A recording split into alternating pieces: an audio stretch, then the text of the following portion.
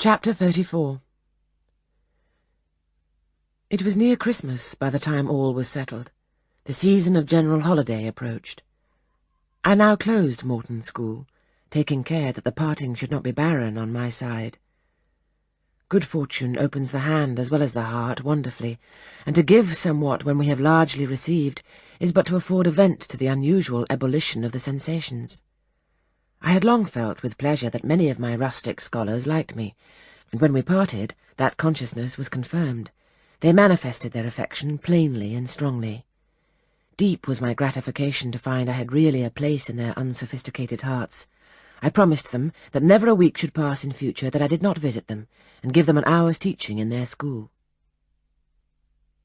Mr. Rivers came up, as, having seen the classes, now numbering 60 girls, file out before me, and locked the door, I stood with the key in my hand, exchanging a few words of special farewell with some half-dozen of my best scholars, as decent, respectable, modest, and well-informed young women as could be found in the ranks of the British peasantry. And that is saying a great deal, for after all the British peasantry are the best taught, best-mannered, most self-respecting of any in Europe.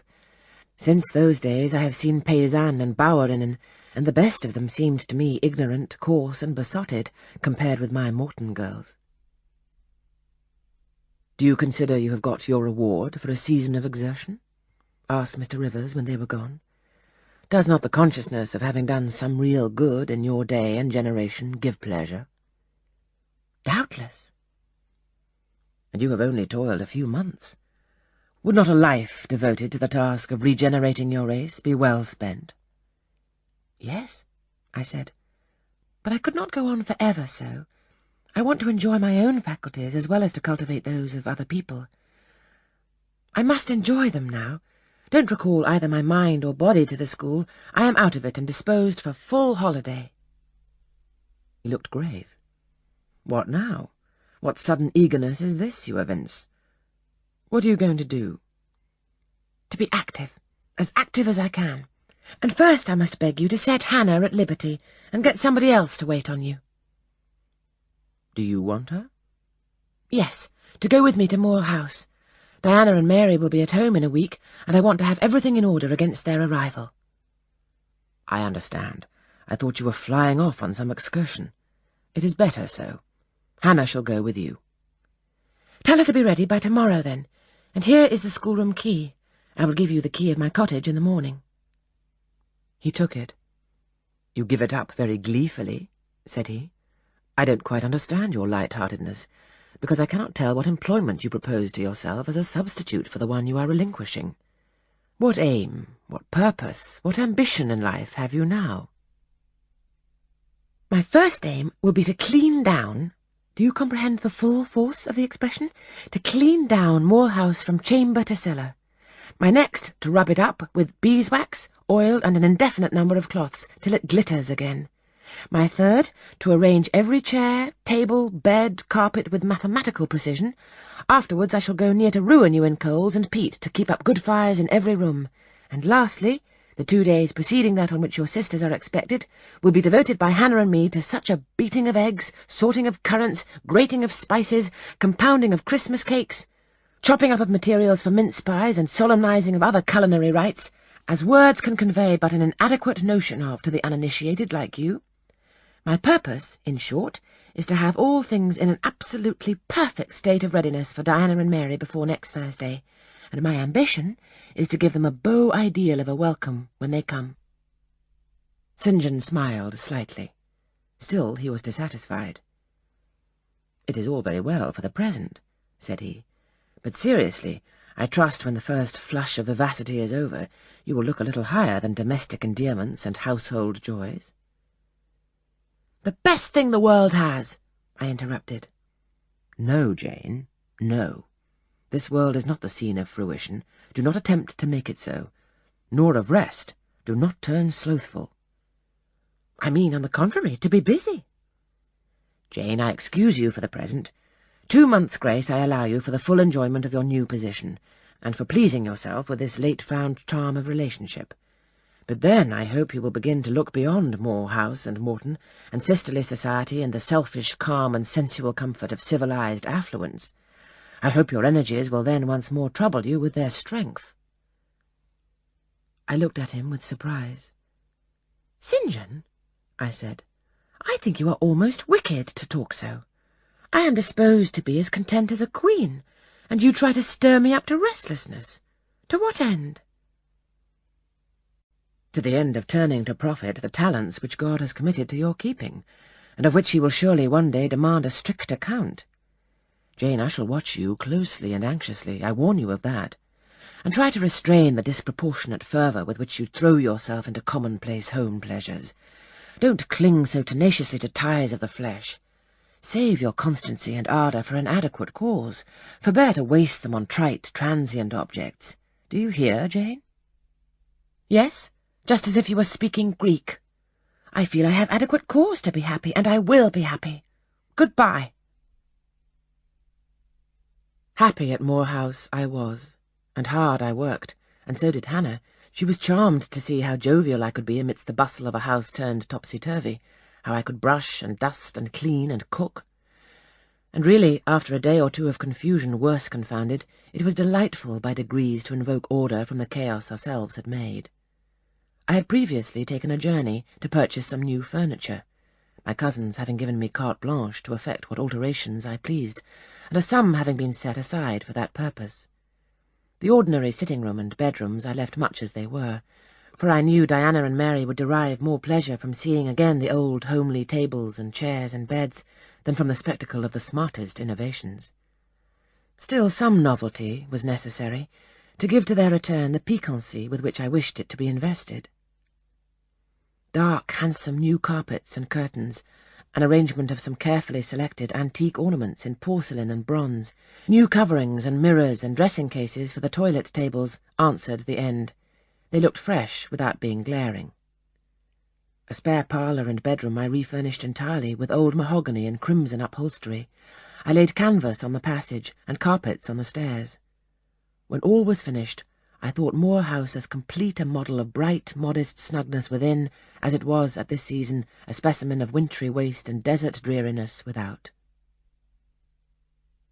The eventful Thursday at length came. They were expected about dusk, and ere dusk fires were lit upstairs and below. The kitchen was in perfect trim, Hannah and I were dressed, and all was in readiness. St. John arrived first. I had entreated him to keep quite clear of the house till everything was arranged, and indeed the bare idea of the commotion, at once sordid and trivial, going on within its walls, sufficed to scare him to estrangement. He found me in the kitchen, watching the progress of certain cakes for tea, then baking. Approaching the hearth, he asked if I was at last satisfied with housemaid's work. I answered by inviting him to accompany me on a general inspection of the result of my labours. With some difficulty, I got him to make the tour of the house. He just looked in at the doors I opened, and when he had wandered upstairs and downstairs, he said I must have gone through a great deal of fatigue and trouble to have effected such considerable changes in so short a time, but not a syllable did he utter indicating pleasure in the improved aspect of his abode. This silence damped me. I thought perhaps the alterations had disturbed some old associations he valued. I inquired whether this was the case, no doubt in a somewhat crestfallen tone. Not at all. He had, on the contrary, remarked that I had scrupulously respected every association. He feared, indeed, I must have bestowed more thought on the matter than it was worth. How many minutes, for instance, had I devoted to studying the arrangement of this very room? By the by, could I tell him where such a book was? I showed him the volume on the shelf. He took it down, and withdrawing to his accustomed window recess, he began to read it. Now, I did not like this, reader. St. John was a good man, but I began to feel he had spoken truth of himself when he said he was hard and cold. The humanities and amenities of life had no attraction for him, its peaceful enjoyments no charm. Literally, he lived only to aspire, after what was good and great, certainly, but still he would never rest, nor approve of others resting round him. As I looked at his lofty forehead, still and pale as a white stone, at his fine lineaments fixed in study, I comprehended all at once that he would hardly make a good husband. that it would be a trying thing to be his wife. I understood, as by inspiration, the nature of his love for Miss Oliver. I agreed with him that it was but a love of the senses. I comprehended how he should despise himself for the feverish influence it exercised over him, how he should wish to stifle and destroy it, how he should mistrust its ever conducing permanently to his happiness or hers. I saw he was of the material from which nature hews her heroes, Christian and pagan, her lawgivers, her statesmen, her conquerors, a steadfast bulwark for great interests to rest upon, but at the fireside too often a cold, cumbrous column, gloomy and out of place. This parlour is not his sphere, I reflected. The Himalayan ridge, or Caffre bush, even the plague-cursed Guinea Coast swamp would suit him better. Well may he eschew the calm of domestic life. It is not his element. There his faculties stagnate. They cannot develop or appear to advantage. It is in scenes of strife and danger, where courage is proved and energy exercised and fortitude tasked, that he will speak and move, the leader and superior. A merry child would have the advantage of him on this hearth. He's right to choose a missionary career. I see it now. "They are coming! They are coming!" cried Hannah, throwing open the parlour door. At the same moment, old Carlo barked joyfully. Out I ran. It was now dark, but a rumbling of wheels was audible. Hannah soon had a lantern lit. The vehicle had stopped at the wicket. The driver opened the door. First one well-known form, then another stepped out. In a minute I had my face under their bonnets, in contact first with Mary's soft cheek, then with Diana's flowing curls. They laughed, kissed me, then Hannah, patted Carlo, who was half wild with delight, asked eagerly if all was well, and being assured in the affirmative, hastened into the house. They were stiff with their long and jolting drive from Whitcross, and chilled with a frosty night air, but their pleasant countenances expanded to the cheerful firelight.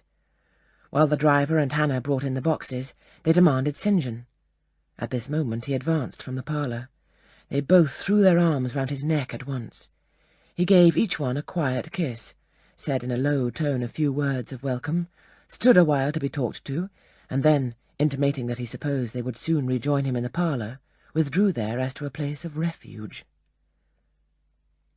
I had lit their candles to go upstairs, but Diana had first to give hospitable orders respecting the driver. This done, both followed me. They were delighted with the renovation and decorations of their rooms, with the new drapery and fresh carpets and rich-tinted china vases. They expressed their gratification ungrudgingly. I had the pleasure of feeling that my arrangements met their wishes exactly, and that what I had done added a vivid charm to their joyous return home. Sweet was that evening. My cousins, full of exhilaration, were so eloquent in narrative and comment that their fluency covered St. John's taciturnity. He was sincerely glad to see his sisters, but in their glow of fervour and flow of joy he could not sympathize. The event of the day, that is, the return of Diana and Mary, pleased him, but the accompaniments of that event, the glad tumult, the garrulous glee of reception, irked him. I saw he wished the calmer morrow was come. In the very meridian of the night's enjoyment, about an hour after tea, a rap was heard at the door. Hannah entered with the intimation that a poor lad was come at that unlikely time to fetch Mr. Rivers to see his mother, who was drawing away.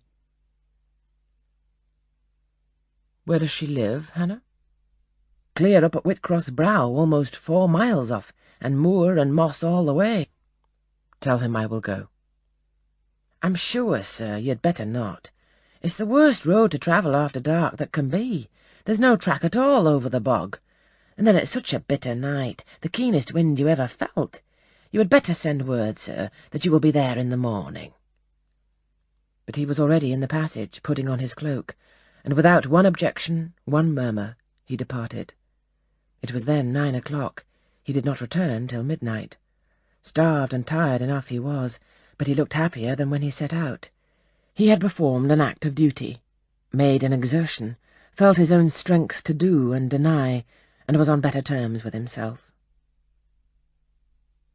I'm afraid the whole of the ensuing week tried his patience. It was Christmas week. We took to no settled employment, but spent it in a sort of merry domestic dissipation. The air of the moors, the freedom of home, the dawn of prosperity, acted on Diana and Mary's spirits like some life-giving elixir. They were gay from morning till noon, and from noon till night. They could always talk, and their discourse, witty, pithy, original, had such charms for me that I preferred listening to and sharing in it to doing anything else. St. John did not rebuke our vivacity, but he escaped from it. He was seldom in the house. His parish was large, the population scattered, and he found daily business in visiting the sick and poor in its different districts. One morning at breakfast, Diana, after looking a little pensive for some minutes, asked him if his plans were yet unchanged. "Unchanged and unchangeable," was the reply, and he proceeded to inform us that his departure from England was now definitely fixed for the ensuing year. "And Rosamond Oliver?" suggested Mary, the words seeming to escape her lips involuntarily, for no sooner had she uttered them than she made a gesture as if wishing to recall them. St. John had a book in his hand. It was his unsocial custom to read at meals. He closed it and looked up.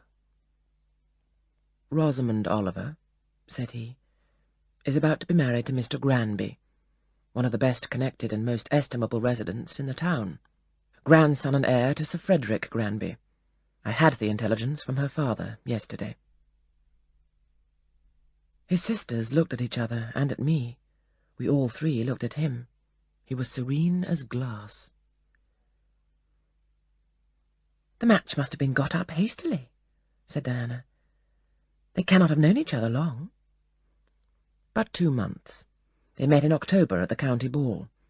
But where there are no obstacles to a union, as in the present case, where the connection is in every point desirable, delays are unnecessary. They will be married as soon as the place which Sir Frederick gives up to them can be refitted for their reception." The first time I found St. John alone after this communication, I felt tempted to inquire if the event distressed him, but he seemed so little to need sympathy that, so far from venturing to offer him more, I experienced some shame at the recollection of what I had already hazarded. Besides, I was out of practice in talking to him. His reserve was again frozen over, and my frankness was congealed beneath it. He had not kept his promise of treating me like his sisters. He continually made little chilling differences between us, which did not at all tend to the development of cordiality. In short, now that I was acknowledged his kinswoman and lived under the same roof with him, I felt the distance between us to be far greater than when he had known me only as the village schoolmistress. When I remembered how far I had once been admitted to his confidence, I could hardly comprehend his present frigidity. Such being the case, I felt not a little surprised when he raised his head suddenly from the desk over which he was stooping and said, "You see, Jane, the battle is fought and the victory won." Startled at being thus addressed, I did not immediately reply. After a moment's hesitation, I answered, "But are you sure you are not in the position of those conquerors whose triumphs have cost them too dear? Would not such another ruin you?" "I think not, and if I were, it does not much signify. I shall never be called upon to contend for such another. The event of the conflict is decisive. My way is now clear. I thank God for it." So saying, he returned to his papers and his silence. As our mutual happiness, i.e. Diana's, Mary's, and mine, settled into a quieter character, and we resumed our usual habits and regular studies, St. John stayed more at home. He sat with us in the same room, sometimes for hours together. While Mary drew, Diana pursued a course of encyclopedic reading she had, to my awe and amazement, undertaken, and I fagged away at German. He pondered a mystic lore of his own, that of some Eastern tongue, the acquisition of which he thought necessary to his plans. Thus engaged, he appeared, sitting in his own recess, quiet and absorbed enough. But that blue eye of his had a habit of leaving the outlandish-looking grammar and wandering over, and sometimes fixing upon us, his fellow students, with a curious intensity of observation. If caught, it would be instantly withdrawn, yet ever and anon it returned searchingly to our table. I wondered what it meant. I wondered, too, at the punctual satisfaction he never failed to exhibit on an occasion that seemed to me of small moment, namely, my weekly visit to Morton School. And still more was I puzzled when, if the day was unfavourable, if there was snow or rain or high wind, and his sisters urged me not to go, he would invariably make light of their solicitude, and encourage me to accomplish the task without regard to the elements. "Jane is not such a weakling as you would make her," he would say. "She can bear a mountain blast or a shower or a few flakes of snow as well as any of us. Her constitution is both sound and elastic, better calculated to endure variations of climate than many more robust." And when I returned, sometimes a good deal tired and not a little weather-beaten, I never dared complain, because I saw that to murmur would be to vex him. On all occasions fortitude pleased him. The reverse was a special annoyance. One afternoon, however, I got leave to stay at home because I really had a cold. His sisters were gone to Morton in my stead. I sat reading Schiller, he deciphering his crabbed oriental scrolls. As I exchanged a translation for an exercise, I happened to look his way. There I found myself under the influence of the ever-watchful blue eye. How long it had been searching me through and over, I cannot tell. So keen was it, and yet so cold, I felt for the moment superstitious, as if I were sitting in the room with something uncanny. "Jane, what are you doing?" "Learning German." "I want you to give up German and learn Hindustani." "You're not in earnest?" "In such earnest that I must have it so, and I will tell you why."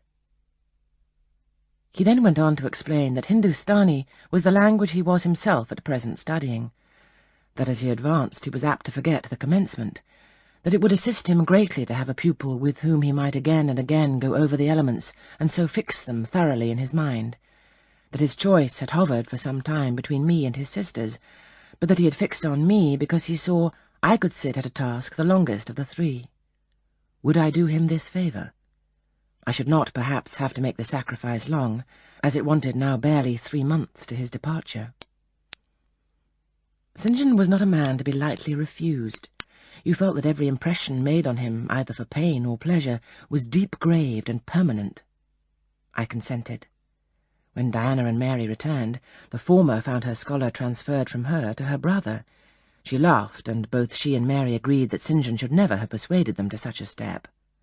He answered quietly, "I know it." I found him a very patient, very forbearing, and yet an exacting master. He expected me to do a great deal, and when I fulfilled his expectations, he, in his own way, fully testified his approbation. By degrees, he acquired a certain influence over me that took away my liberty of mind. His praise and notice were more restraining than his indifference. I could no longer talk or laugh freely when he was by, because a tiresomely importunate instinct reminded me that vivacity, at least in me, was distasteful to him. I was so fully aware that only serious moods and occupations were acceptable, that in his presence every effort to sustain or follow any other became vain. I fell under a freezing spell. When he said go, I went. Come, I came. Do this, I did it. But I did not love my servitude. I wished many a time he had continued to neglect me. One evening, when at bedtime his sisters and I stood round him bidding him good night, he kissed each of them, as was his custom, and, as was equally his custom, he gave me his hand. Diana, who chanced to be in a frolicsome humour, she was not painfully controlled by his will, for hers, in another way, was as strong, exclaimed, "St. John, you used to call Jane your third sister, but you don't treat her as such. You should kiss her, too." She pushed me towards him. I thought Diana very provoking, and felt uncomfortably confused. And while I was thus thinking and feeling, St. John bent his head. His Greek face was brought to a level with mine. His eyes questioned my eyes piercingly. He kissed me. There are no such things as marble kisses or ice kisses, or I should say my ecclesiastical cousin's salute belonged to one of these classes. But there may be experiment kisses, and his was an experiment kiss. When given, he viewed me to learn the result. It was not striking, I am sure I did not blush. Perhaps I might have turned a little pale, for I felt as if this kiss were a seal affixed to my fetters. He never omitted the ceremony afterwards, and the gravity and quiescence with which I underwent it seemed to invest it for him with a certain charm. As for me, I daily wished more to please him, but to do so I felt daily more and more that I must disown half my nature, stifle half my faculties, wrest my tastes from their original bent, force myself to the adoption of pursuits for which I had no natural vocation. He wanted to train me to an elevation I could never reach. It racked me hourly to aspire to the standard he uplifted. The thing was as impossible as to mould my irregular features to his correct and classic pattern, to give to my changeable green eyes the sea-blue tint and solemn lustre of his own. Not his ascendancy alone, however, held me in thrall at present. Of late it had been easy enough for me to look sad. A cankering evil sat at my heart and drained my happiness at its source, the evil of suspense. Perhaps you think I had forgotten Mr. Rochester, reader, amidst these changes of place and fortune. Not for a moment. His idea was still with me, because it was not a vapour sunshine could disperse, nor a sand-traced effigy storms could wash away. It was a name graven on a tablet, fated to last as long as the marble it inscribed. The craving to know what had become of him followed me everywhere. When I was at Morton, I re-entered my cottage every evening to think of that, and now at Moor House I sought my bedroom each night to brood over it. In the course of my necessary correspondence with Mr. Briggs about the will, I had inquired if he knew anything of Mr. Rochester's present residence and state of health, but as St. John had conjectured, he was quite ignorant of all concerning him. I then wrote to Mrs. Fairfax, entreating information on the subject. I had calculated with certainty on this step answering my end. I felt sure it would elicit an early answer. I was astonished when a fortnight passed without reply, but when 2 months wore away, and day after day the post arrived and brought nothing for me, I fell a prey to the keenest anxiety. I wrote again. There was a chance of my first letter having missed. Renewed hope followed renewed effort. It shone like the former for some weeks, then, like it faded, flickered. Not a line, not a word reached me. When half a year wasted in vain expectancy, my hope died out, and then I felt dark indeed. A fine spring shone round me, which I could not enjoy. Summer approached. Diana tried to cheer me. She said I looked ill and wished to accompany me to the seaside. This St. John opposed. He said I did not want dissipation, I wanted employment. My present life was too purposeless. I required an aim, and I suppose by way of supplying deficiencies, he prolonged still further my lessons in Hindustani, and grew more urgent in requiring their accomplishment, and I, like a fool, never thought of resisting him. I could not resist him. One day I had come to my studies in lower spirits than usual. The ebb was occasioned by a poignantly felt disappointment. Hannah had told me in the morning there was a letter for me, and when I went down to take it, almost certain that the long-looked-for tidings were vouchsafed me at last, I found only an unimportant note from Mr. Briggs on business.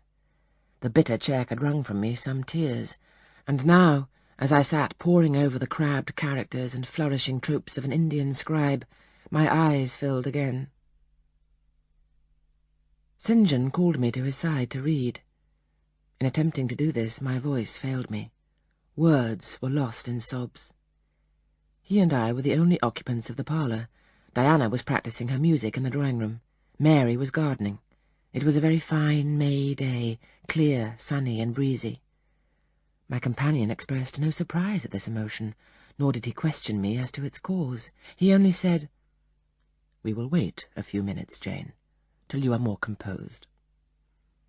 And while I smothered the paroxysm with all haste, he sat calm and patient, leaning on his desk and looking like a physician watching with the eye of science an expected and fully understood crisis in a patient's malady. Having stifled my sobs, wiped my eyes, and muttered something about not being very well that morning, I resumed my task and succeeded in completing it. St. John put away my books and his, locked his desk, and said, "Now, Jane, you shall take a walk, and with me." I will call Diana and Mary. No, I want only one companion this morning, and that must be you. Put on your things, go out by the kitchen door, take the road towards the head of Marsh Glen. I will join you in a moment. I know no medium.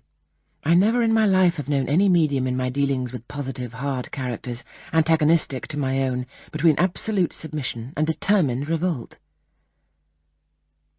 I have always faithfully observed the one, up to the very moment of bursting, sometimes with volcanic vehemence, into the other, and as neither present circumstances warranted nor my present mood inclined me to mutiny, I observed careful obedience to St. John's directions, and in 10 minutes I was treading the wild track of the glen, side by side with him.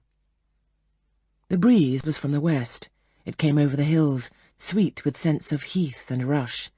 The sky was of stainless blue. The stream descending the ravine, swelled with past spring rains, poured along plentiful and clear, catching golden gleams from the sun and sapphire tints from the firmament. As we advanced and left the track, we trod a soft turf, mossy fine and emerald green, minutely enamelled with a tiny white flower, and spangled with a star-like yellow blossom.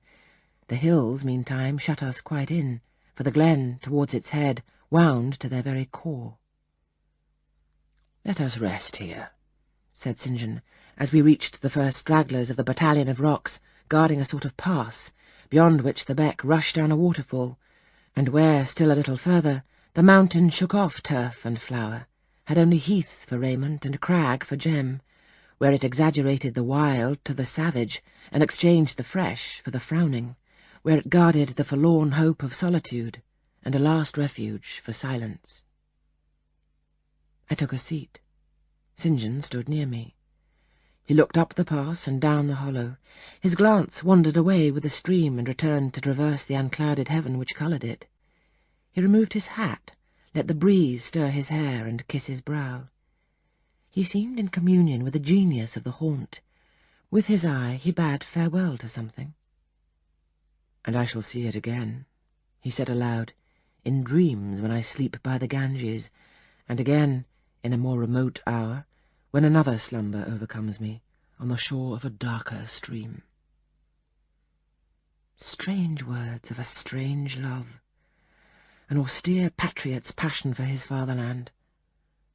He sat down. For half an hour we never spoke, neither he to me nor I to him. That interval past, he recommenced. "Jane, I go in 6 weeks. I have taken my berth in an East Indiaman which sails on the 20th of June. "God will protect you, for you have undertaken his work," I answered. "Yes," said he, "there is my glory and joy. I am the servant of an infallible master. I am not going out under human guidance, subject to the defective laws and erring control of my feeble fellow-worms. My king, my lawgiver, my captain is the all-perfect. It seems strange to me that all round me do not burn to enlist under the same banner, to join in the same enterprise. All have not your powers, and it would be folly for the feeble to wish to march with the strong. I do not speak to the feeble, or think of them. I address only such as are worthy of the work, and competent to accomplish it. Those are few in number, and difficult to discover." "You say truly, but when found, it is right to stir them up, to urge and exhort them to the effort, to show them what their gifts are, and why they were given, to speak heaven's message in their ear, to offer them, direct from God, a place in the ranks of his chosen." "If they are really qualified for the task, will not their own hearts be the first to inform them of it?" I felt as if an awful charm was framing round and gathering over me. I trembled to hear some fatal word spoken, which would at once declare and rivet the spell. "And what does your heart say?" demanded St. John. "My heart is mute. My heart is mute," I answered, struck and thrilled. "Then I must speak for it," continued the deep, relentless voice. "Jane, come with me to India.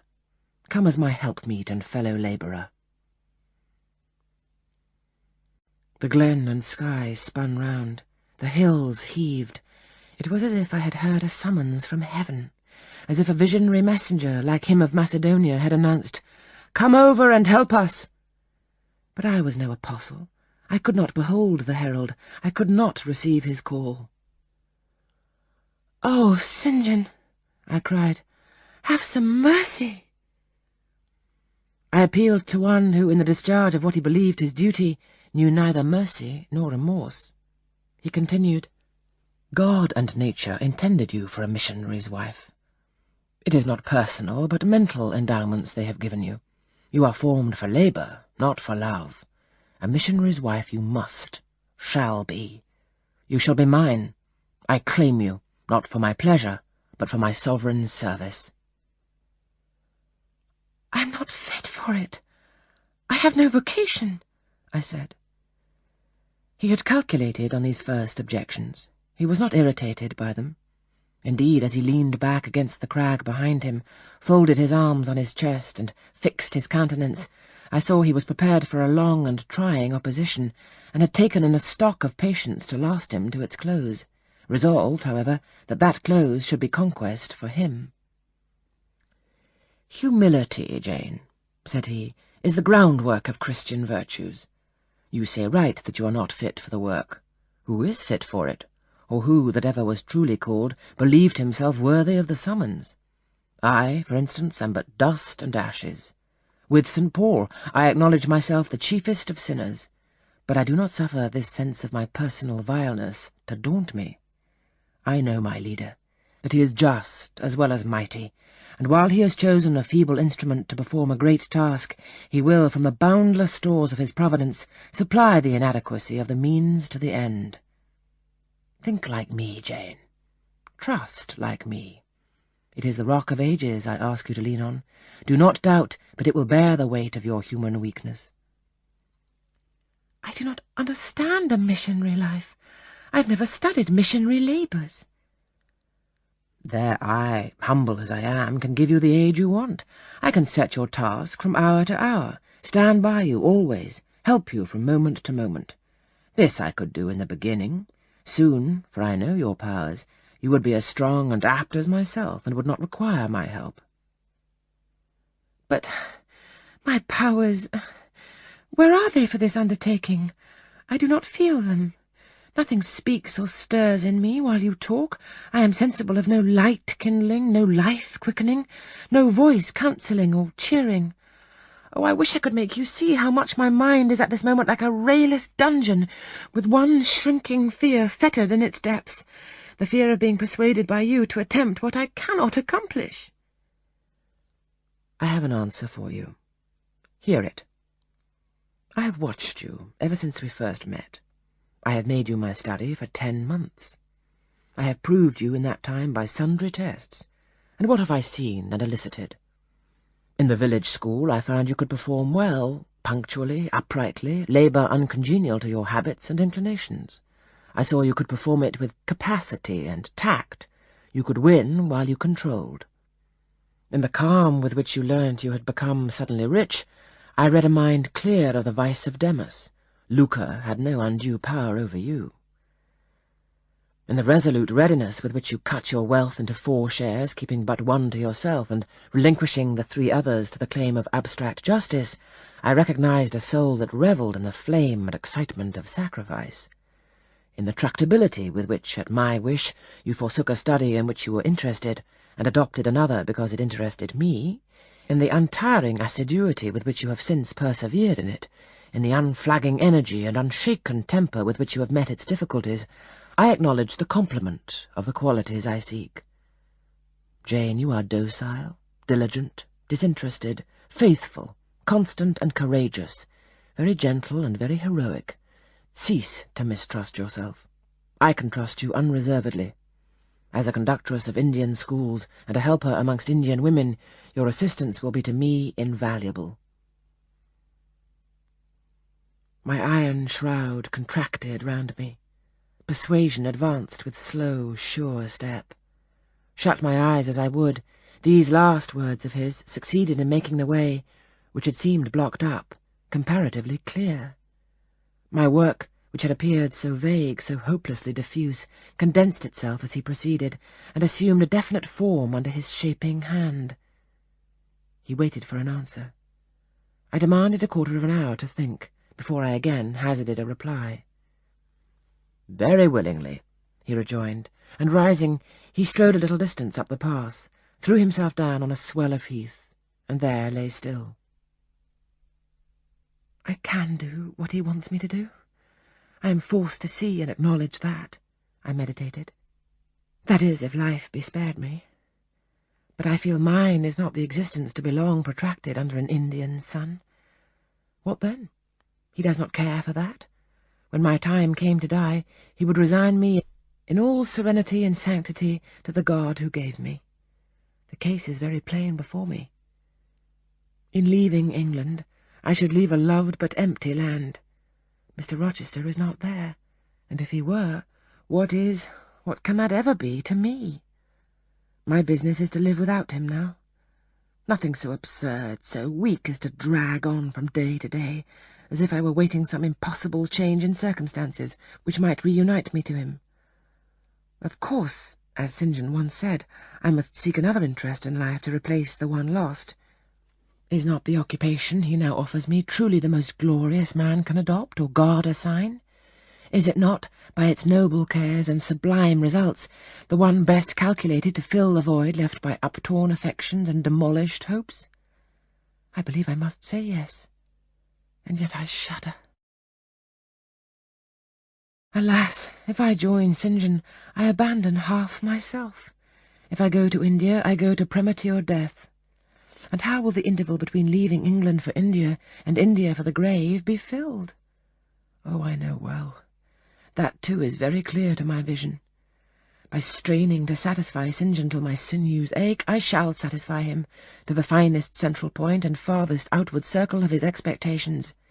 If I do go with him, if I do make the sacrifice he urges, I will make it absolutely. I will throw all on the altar, heart, vitals, the entire victim. He will never love me, but he shall approve me. I will show him energies he has not yet seen, resources he has never suspected.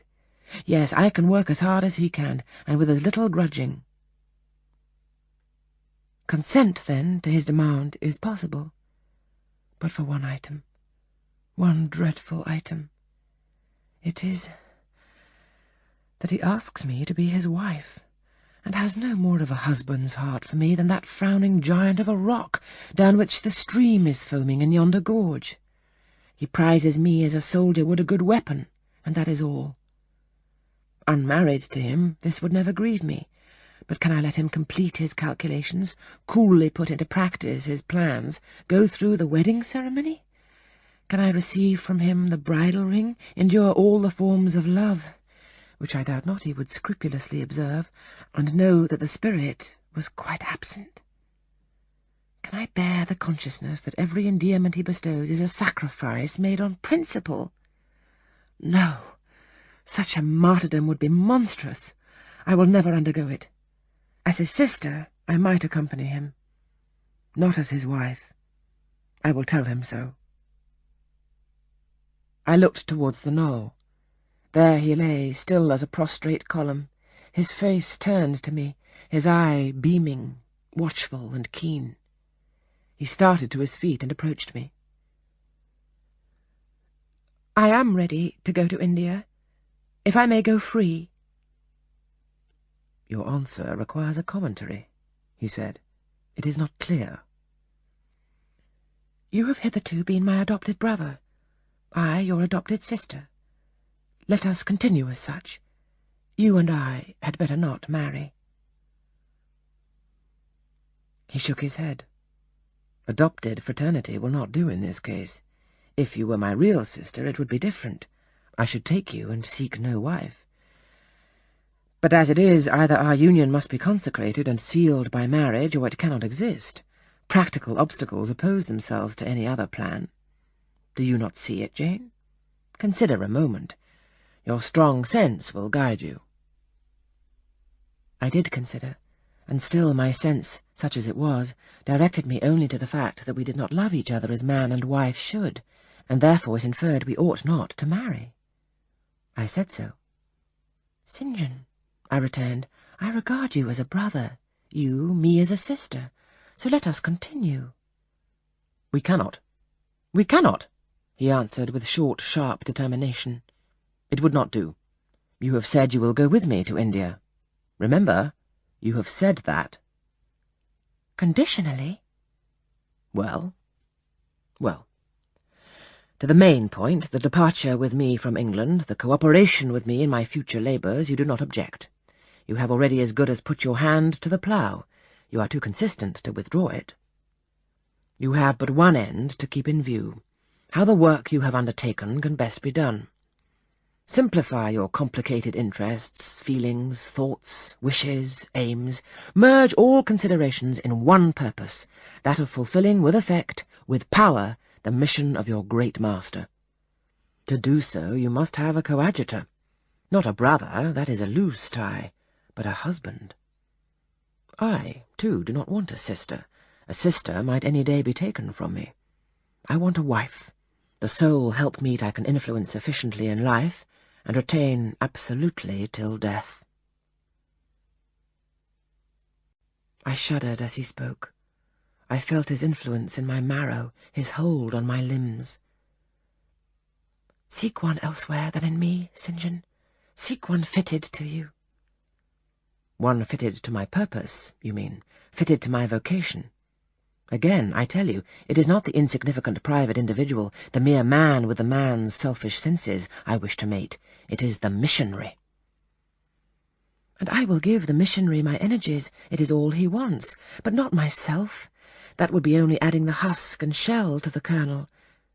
For them he has no use. I retain them. You cannot. You ought not. Do you think God will be satisfied with half an oblation? Will he accept a mutilated sacrifice?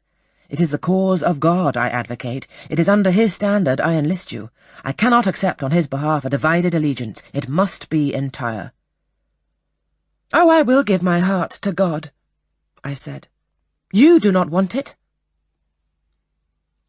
I will not swear, reader, that there was not something of repressed sarcasm both in the tone in which I uttered this sentence and in the feeling that accompanied it. I had silently feared St. John till now, because I had not understood him. He had held me in awe, because he had held me in doubt. How much of him was saint, how much mortal, I could not heretofore tell, but revelations were being made in this conference. The analysis of his nature was proceeding before my eyes. I saw his fallibilities, I comprehended them. I understood that sitting there where I did, on the bank of heath, and with that handsome form before me, I sat at the feet of a man erring as I. The veil fell from his hardness and despotism. Having felt in him the presence of these qualities, I felt his imperfection and took courage. I was with an equal, one with whom I might argue, one whom, if I saw good, I might resist. He was silent after I had uttered the last sentence, and I presently risked an upward glance at his countenance. His eye, bent on me, expressed at once stern surprise and keen inquiry. Is she sarcastic, and sarcastic to me, it seemed to say? What does this signify? Do not let us forget that this is a solemn matter, he said ere long, one of which we may neither think nor talk lightly without sin. I trust, Jane, you are in earnest when you say you will give your heart to God. It is all I want.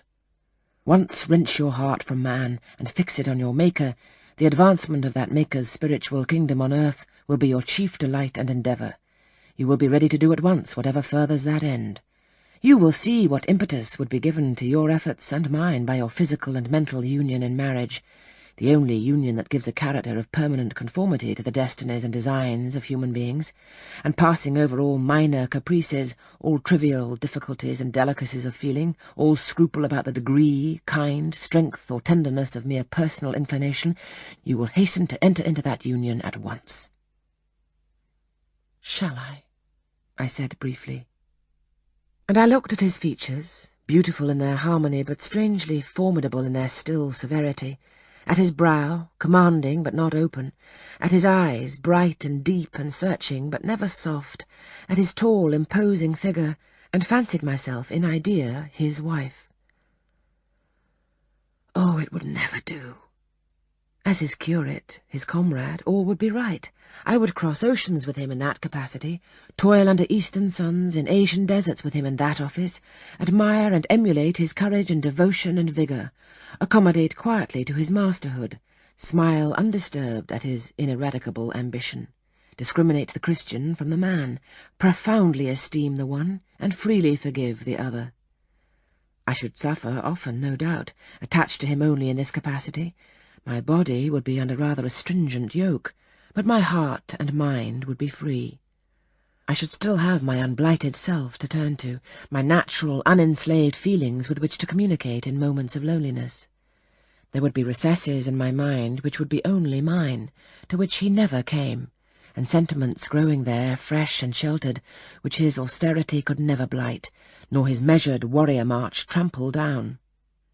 But as his wife, at his side always, and always restrained and always checked, forced to keep the fire of my nature continually low, to compel it to burn inwardly and never utter a cry, though the imprisoned flame consumed vital after vital, this would be unendurable. "St. John!" I exclaimed when I had got so far in my meditation. "Well," he answered icily. "I repeat, I freely consent to go with you as your fellow missionary, but not as your wife. I cannot marry you and become part of you." "A part of me you must become," he answered steadily. "Otherwise the whole bargain is void. How can I, a man not yet 30, take out with me to India a girl of 19 unless she be married to me? How can we be forever together, sometimes in solitudes, sometimes amidst savage tribes, and unwed?" "Very well," I said shortly. "Under the circumstances, quite as well as if I were either your real sister or a man and a clergyman like yourself." "It is known that you are not my sister. I cannot introduce you as such. To attempt it would be to fasten injurious suspicions on us both. And for the rest, though you have a man's vigorous brain, you have a woman's heart, and it would not do." "It would do," I affirmed with some disdain. "Perfectly well. I have a woman's heart, but not where you are concerned. For you I have only a comrade's constancy, a fellow soldier's frankness, fidelity, fraternity, if you like, a neophyte's respect and submission to his hierophant. Nothing more. Don't fear." "It is what I want," he said, speaking to himself. "It is just what I want. And there are obstacles in the way. They must be hewn down. Jane, you would not repent marrying me. Be certain of that. We must be married. I repeat it, there is no other way, and undoubtedly enough of love would follow upon marriage to render the union right even in your eyes." "I scorn your idea of love," I could not help saying, as I rose up and stood before him, leaning my back against the rock. "I scorn the counterfeit sentiment you offer. Yes, St. John, and I scorn you when you offer it." He looked at me fixedly, compressing his well-cut lips while he did so. Whether he was incensed or surprised or what, it was not easy to tell. He could command his countenance thoroughly. "I scarcely expected to hear that expression from you," he said. "I think I have done and uttered nothing to deserve scorn." I was touched by his gentle tone, and overawed by his high, calm mien. "Forgive me the words, St. John, but it is your own fault that I have been roused to speak so unguardedly. You have introduced a topic on which our natures are at variance, a topic we should never discuss. The very name of love is an apple of discord between us. If the reality were required, what should we do? How should we feel? My dear cousin, abandon your scheme of marriage. Forget it." "No," said he. "It is a long-cherished scheme, and the only one which can secure my great end. But I shall urge you no further at present. Tomorrow I leave home for Cambridge. I have many friends there, to whom I should wish to say farewell. I shall be absent a fortnight. Take that space of time to consider my offer, and do not forget that if you reject it, it is not me you deny, but God. Through my means he opens to you a noble career, As my wife only can you enter upon it. Refuse to be my wife, and you limit yourself forever to a track of selfish ease and barren obscurity. Tremble, lest in that case you should be numbered with those who have denied the faith and are worse than infidels." He had done. Turning from me, he once more looked to river, looked to hill. But this time his feelings were all pent in his heart. I was not worthy to hear them uttered. As I walked by his side homeward, I read well in his iron silence all he felt towards me, the disappointment of an austere and despotic nature which has met resistance where it expected submission, the disapprobation of a cool, inflexible judgment which has detected in another feelings and views in which it has no power to sympathize. In short, as a man, he would have wished to coerce me into obedience. It was only as a sincere Christian he bore so patiently with my perversity, and allowed so long a space for reflection and repentance. That night, after he had kissed his sisters, he thought proper to forget even to shake hands with me, but left the room in silence. I, who, though I had no love, had much friendship for him, was hurt by the marked omission, so much hurt that tears started to my eyes. "I see you and St. John have been quarrelling, Jane," said Diana, "during your walk on the moor. But go after him. He is now lingering in the passage expecting you. He will make it up." I have not much pride under such circumstances. I would always rather be happy than dignified, and I ran after him. He stood at the foot of the stairs. "Good night, St. John," said I. "Good night, Jane," he replied calmly. "Then shake hands," I added. What a cold, loose touch he impressed on my fingers. He was deeply displeased by what had occurred that day. Cordiality would not warm, nor tears move him.